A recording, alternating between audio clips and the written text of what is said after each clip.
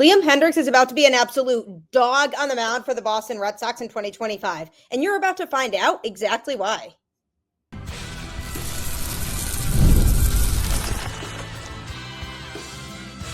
You are Locked On Red Sox, your daily Boston Red Sox podcast. Part of the Locked On Podcast Network, your team every day.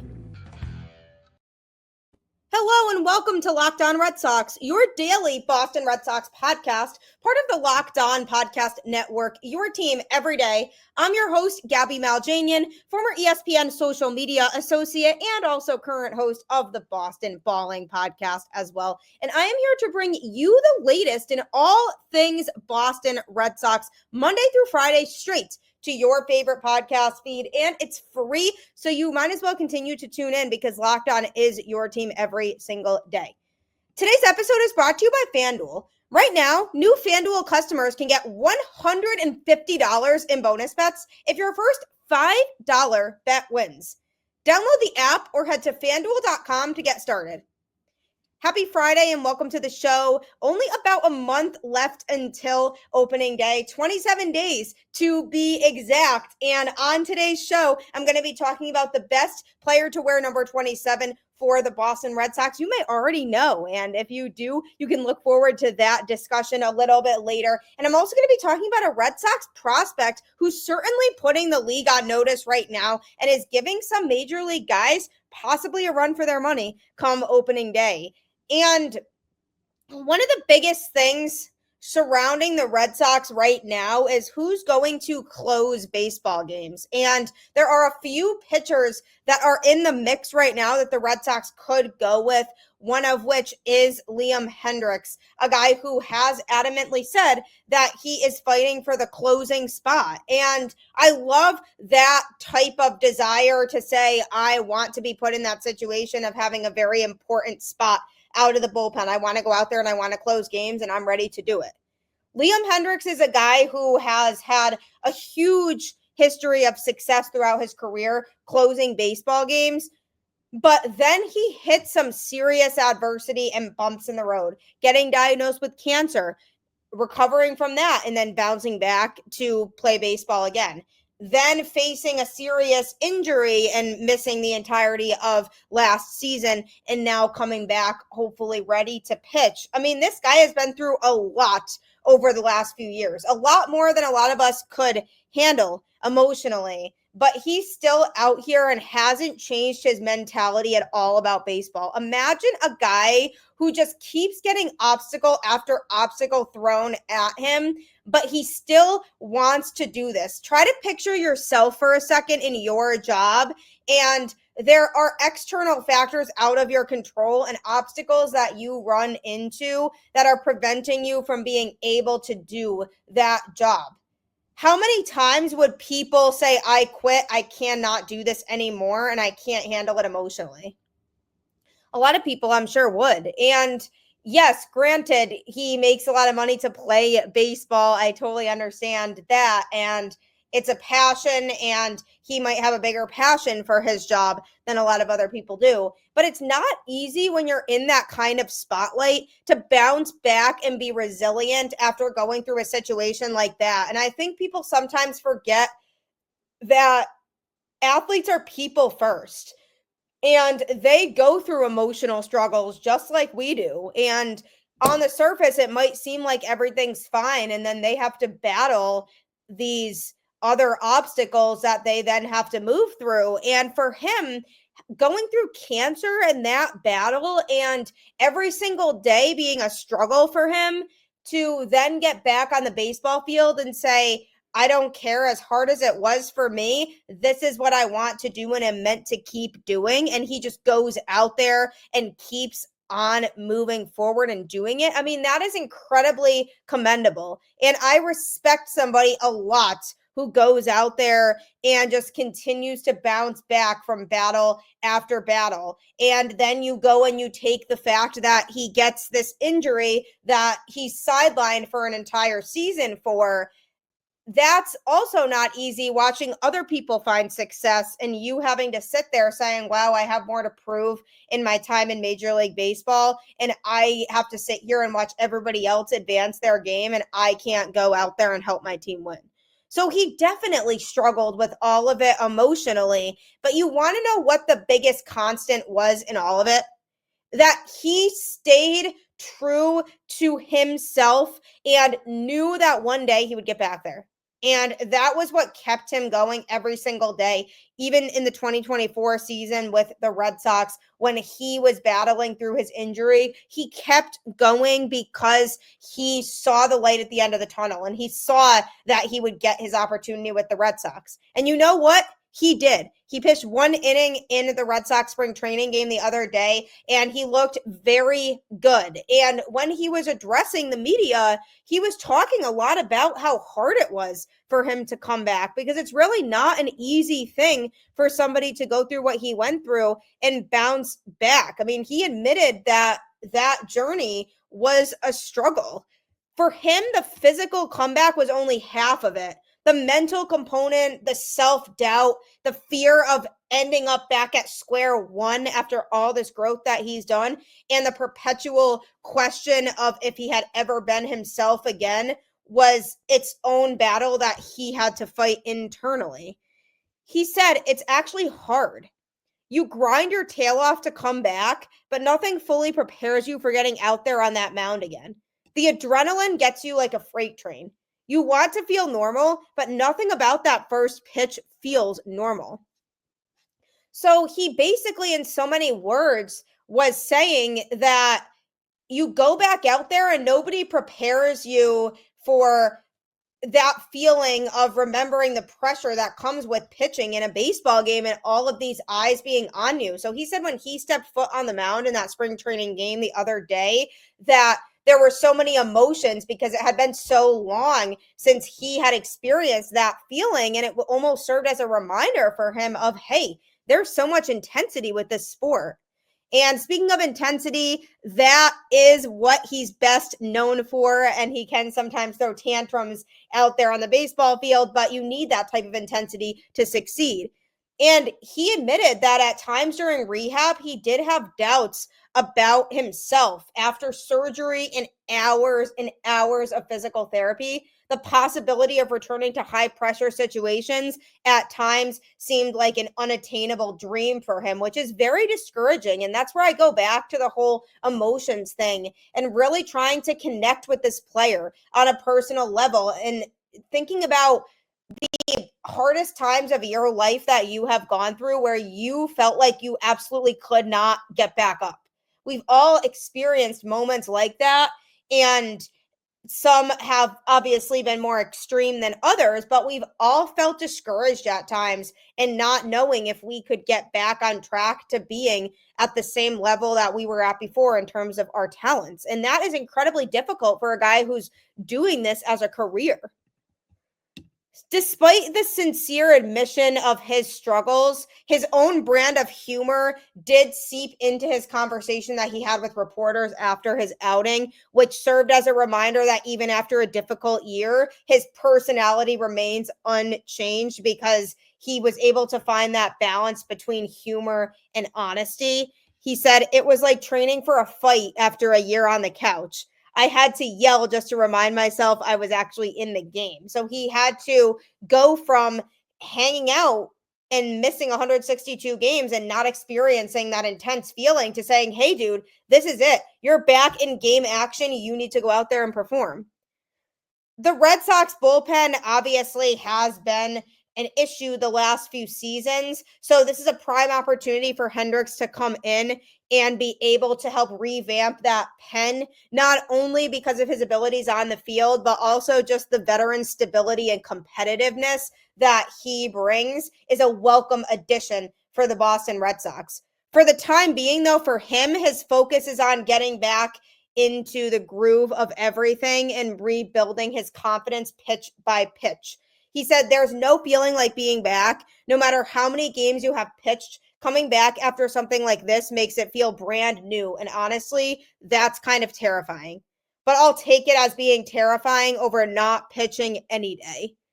So it's scary for him. And he admitted, it's not easy to just come back after you've been away from the game for so long. But I loved that line, and it really resonated with me of him saying, I'll take being terrified over not pitching any day, because it just shows how much he loves the game.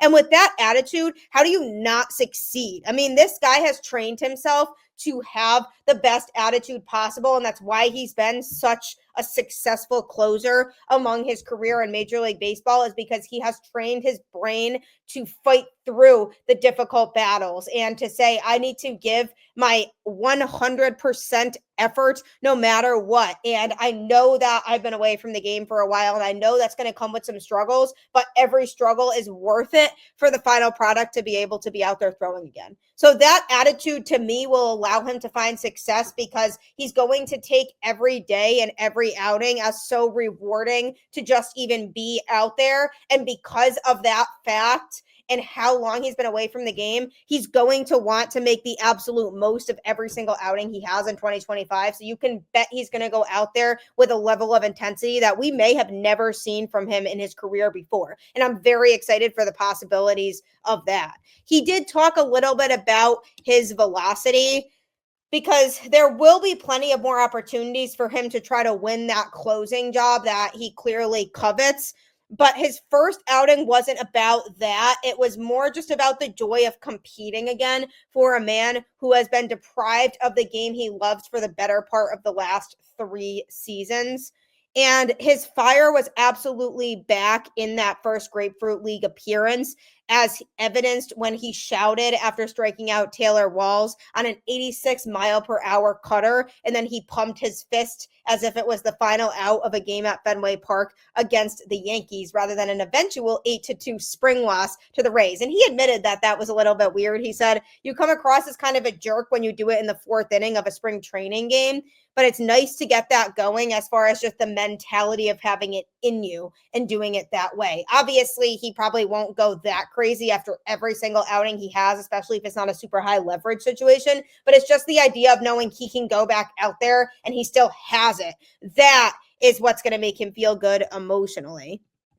But so when it comes to Hendriks, I already talked about the fact that he needs to increase his velocity in order to be really successful with this Boston Red Sox team.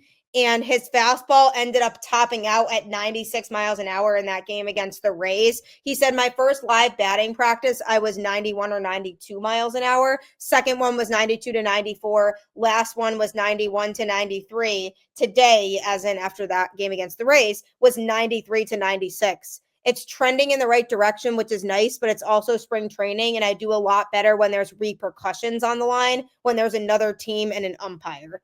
So he's basically saying that as much as he loved being able to pitch in that spring training game, his intensity level only increases when the games start to count. So that's why I feel like he's going to absolutely thrive come his first outing of the regular season, because he's going to want to go out there and absolutely shove, saying to Red Sox fans at Fenway Park, hey, I am here and I am going to help the Red Sox win some games. And that's very exciting. And if he can continue to get that velocity up more and more throughout the course of the spring, he's going to be in very good shape come opening day to be able to pitch really well for Boston as long as he's healthy. So I have so much confidence in him that he will go out there and just continue to produce some really good outings for the Boston Red Sox. And I absolutely cannot wait to see him be part of a bullpen that really needs some reliable arms in 2025. So I'm rooting for Liam Hendriks. It's hard not to. He's a great player and a great role model for the sport. So I'm really looking forward to seeing how he performs in 2025. And speaking of role models of the sport, we are officially 27 days to opening day. Who was the best Red Sox player in history to wear number 27? That's coming up next. When the game tips off, the NBA action is just getting started. And there's no better place to get in on it than FanDuel, America's #1 sportsbook.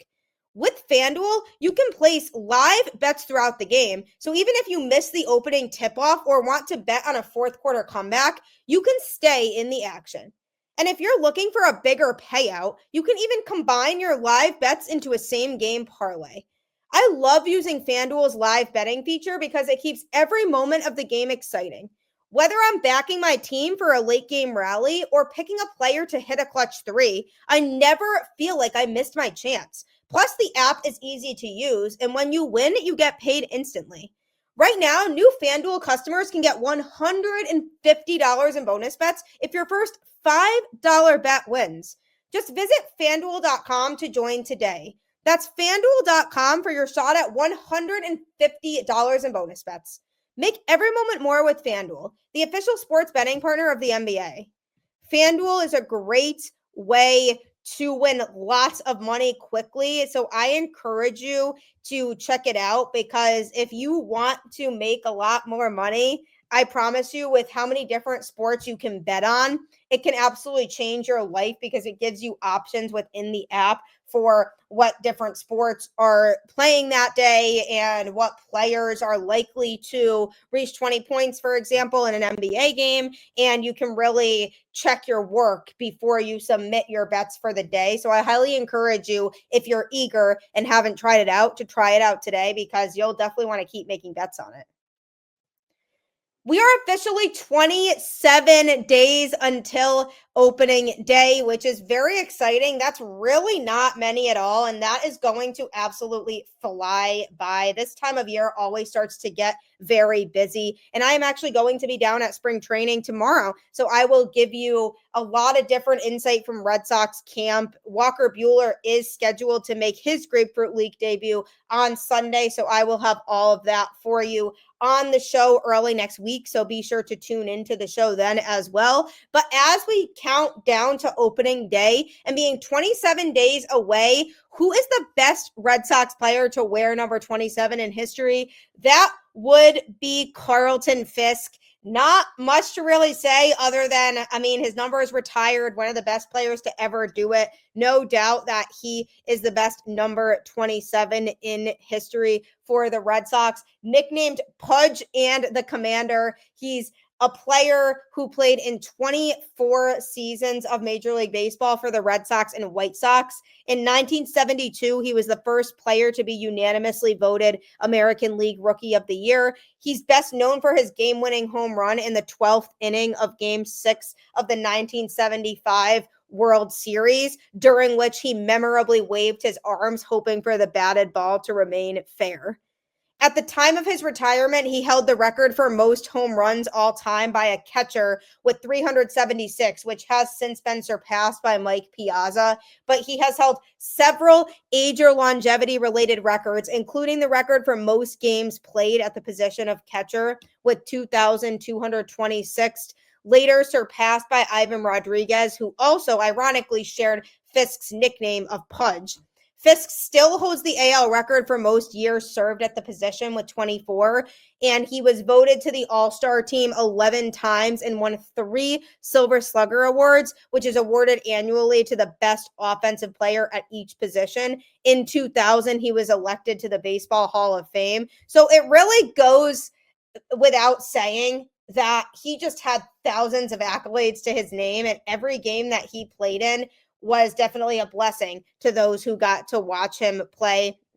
He was with the Red Sox in 1969 and then again from 1971 to 1980. And then he was with the White Sox from 1981 to 1993. And he is also in the Boston Red Sox Hall of Fame. And both teams have retired his number. He actually played number 72 with the White Sox and wore number 27 with the Red Sox. So ironically, it's just the numbers but flipped, 27 and 72, but both are retired by their respective teams. In 1967, he played briefly for the Red Sox team in the Florida Instructional League, hitting 195 with 0 home runs and 0 RBIs and 47 at-bats. And then in 1968, he played for the Waterloo Hawks, which was the Red Sox's Class A affiliate at the time in the Midwest League. In 62 games, he hit .338 with 12 home runs and 34 RBIs. And then he played 28 games for the Red Sox in the Florida Instructional League in 1969, hitting .245 with 4 home runs and 19 RBIs. He then played for the Class AA Pittsfield Red Sox of the Eastern League, where he hit .243 with 10 home runs and 41 RBIs in 97 games and 309 at-bats. Finally, he made his major league debut, appearing in 2 games for the Boston Red Sox in 1969. Then in 1970, he played for the AA Pawtucket Red Sox, where he batted .229 with 12 homers and 44 RBIs in 93 games before playing for the AAA Louisville Colonels of the International League in 1971, hitting .263 with 10 home runs and 43 RBIs in 93 games before he was called up to the Boston Red Sox. So he definitely made his way around the minor league system, making a splash offensively, although nobody knew what kind of player he was going to turn into. Fisk joined the Army Reserve in 1967, and after a short stint of active duty at Fort Dix, New Jersey, where he finished his initial training, he served as a member of the 393rd Service and Supply Battalion in Chester, Vermont, completing monthly weekend drills and 2-week annual training periods until 1971. He was once again called up from the minors at the end of 1971 and earned himself a place on Boston's 1972 spring training roster. As history would have it, he broke into the major leagues to stay early in the 1972 season. Boston manager Daryl Johnson, whom Fisk credited for making him a major leaguer, taught Fisk how to be a leader and a field general for the team. Playing with abandon and all-out aggressiveness was one thing. Channeling energy intelligently was another. He said, Johnson taught me to think about all the important facets of the catcher's role, the things that help pitchers in various ways and those that let your teammates know you want to win, he told an interviewer in 1973. On September 12, 1971, Fisk hit his first career home run off of Detroit's Lay Kane at Tiger Stadium. In 1972, he batted .293 with 22 home runs and a .909 OPS. In addition, he led the AL with 9 triples, which was tied with Oakland's Joe Rudi, and was the last catcher to lead the AL in this statistical category. His play earned him both the AL Gold Glove and AL Rookie of the Year awards, and he was selected unanimously for the latter award, becoming the first unanimous AL Rookie of the Year. He also finished 4th in AL MVP voting that year. In June 1974, he suffered a devastating knee injury when Leron Lee of the Cleveland Indians collided with him at home plate, tearing several knee ligaments. After undergoing reconstructive knee surgery, he was told he would never play again, yet the backstop returned just 12 months later. So being able to overcome an injury like that was seriously detrimental, just showed the type of player he was and the resiliency to come back.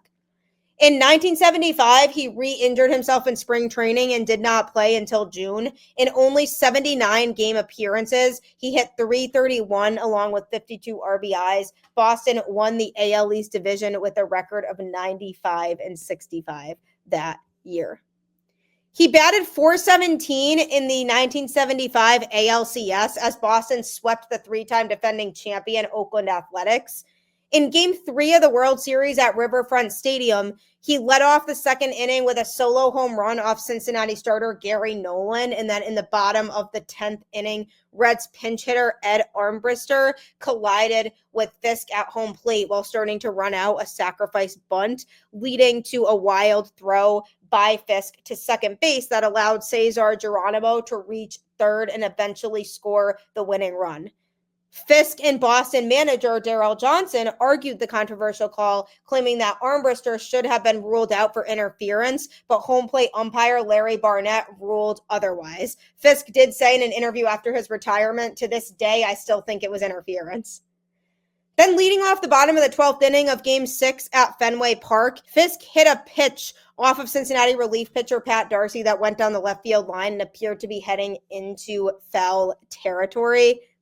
The image of Fisk jumping and waving the ball fair as he made his way to first base is considered by many to be one of baseball's greatest moments. The ball struck the foul pole for a home run, giving the Red Sox a 7-6 win and forcing a 7th and deciding game of the Fall Classic. He told the Boston Globe, "The celebration of that moment has made me realize how popular baseball is and how it affects people's lives. It's still the greatest moment in my career." The image of him waving the ball fair changed the way baseball was televised because during this time, cameramen covering baseball were instructed to follow the flight of the ball. And in a 1999 interview, NBC cameraman Lou Gerard said that he had been distracted by a nearby rat. Unable to follow the ball, he kept the camera on Fisk instead. This play was perhaps the most important catalyst in getting camera operators to focus most of their attention on the players themselves. So not only did he make a huge impact on the Red Sox, but he changed the game of baseball as a whole. And in his last years in Boston, he was among the top offensive catchers in the American League in his 8 full seasons with the Boston Red Sox total. His best year being in 1977 when he hit .315 with 26 home runs and 102 RBIs. Facing the rival New York Yankees in the 1978 AL East playoff, he went 1 for 3 with a single in Boston's 5-4 loss to the Yankees. Some fans attributed Boston's 1978 loss to a rib injury sustained by Fisk, the same injury that left him on the sidelines for several games during the 1979 season, a year in which his primary position was DH. Fisk was reportedly among a group of several Red Sox players who lobbied Boston management for players to be paid what they deserved, which made him none too popular with Haywood Sullivan, the Red Sox general manager. When Fisk's contract expired at the end of the 1980 season, Sullivan, in fact, mailed him a new contract, but put it in the mail one day after the contractual deadline. As a result, Fisk became a free agent at that point. So then in 11 years with the Red Sox, he was selected to 7 All-Star games and batted .284 with 161 home runs and 568 RBIs. He nearly had more RBIs than strikeouts, striking out only 588 times in 4,353 plate appearances with the Red Sox with an on-base percentage of .356. What a remarkable career with the Red Sox. He then went on and signed a 5-year contract with the White Sox for $3.5 million on March 18th, 1981. But nobody can argue the talent that he had. And it certainly is fun to look back on legendary players like that who did play for the Boston Red Sox. And speaking of legendary players, I'm going to be previewing next a player who could end up being a potential legend for Boston in the future. Don't forget that Locked On Red Sox is available wherever you get your podcasts. You can subscribe to it on YouTube or any other podcast platform, as I am here Monday through Friday to bring you the latest going on with this Red Sox team. So if you are able to make it your first listen of every single day, that would be ideal. During your drive to work, just tune in for the 30 minutes. You can also subscribe to the show on Twitter at @LO_Red Sox and follow my personal account as well at Gabby Maljanian if you want me to interact with you over there about all things related to this team as well. So lots of ways to keep up with the show. I do feature some cool guests on this show too. So if you don't want to miss out on any of that, be sure to have the show on your subscriptions so that you can be up to date with new episodes that drop. And I do appreciate you making Locked On Red Sox your first listen today. For your second listen, check out the Locked On Fantasy Baseball podcast with hosts Dominic Martino and Matthew One. MLB fantasy draft season is here. Be the most informed fan and set yourself up for a league win. Find Locked On Fantasy Baseball on YouTube or wherever you listen to podcasts. So make sure you check that out next. We have so many great hosts here at the Locked On Network, so you definitely will not be disappointed if you check that out. As the Red Sox go through their spring training schedule, they are looking to iron out their roster and figure out who has potential to make a major impact in the majors throughout the course of their career, and who's going to be on the 2025 opening day roster and who's not going to be. And one prospect who has caused a lot of buzz among Red Sox fans is Marcelo Mayer, a guy who continued to make waves in spring training. In the game on Thursday, in which the Red Sox beat the Tigers 6-5, he absolutely mashed the baseball, going 3 for 3 and driving in 3 runs. He hit both a triple and a home run in the game. The home run was off of Kenta Maeda. So what was really nice to see was the fact that he was able to crush a home run against a current major league pitcher.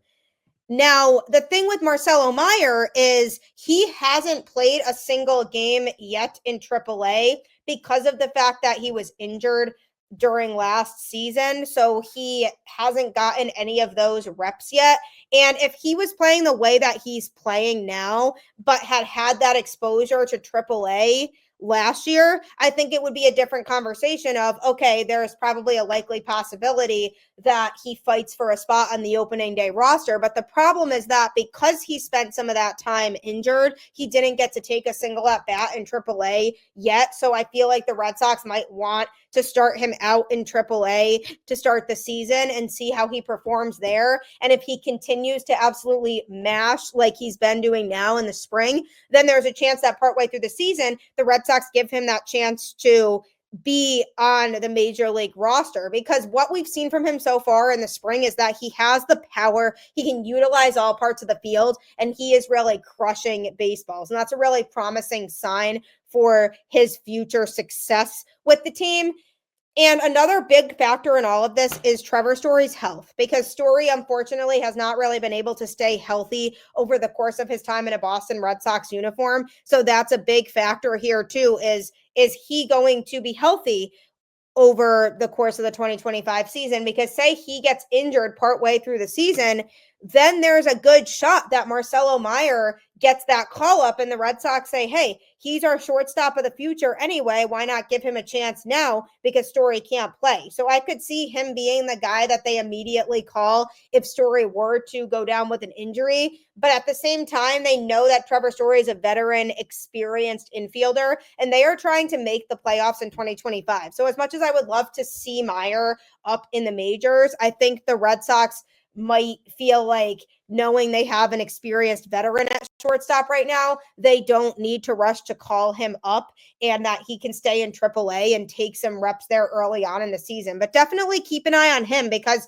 the things that he's done early on indicate really good signs of him being a power hitter when he gets to the majors. And his swing looks great. He looks like he's done a lot of work on that, and he's built to just be a competitive baseball player. So I think there's a lot to be excited about in regards to Marcelo Mayer. Do I think he's going to be on the opening day roster? Probably not, but it's definitely very exciting to think about the possibilities of what he can provide to this Red Sox team when he does come up, and coupling him with the other members of the big three in Christian Campbell and Roman Anthony can be a very good situation for the Boston Red Sox that sets them up very well for their future of a young talent that just continues to emerge and prosper. So I've really enjoyed watching Mayer during this spring training so far, because he's been able to just make really good contact with the ball. So as long as he continues to grow and develop at this rate, he'll be up in the majors in no time. I just don't see it being on opening day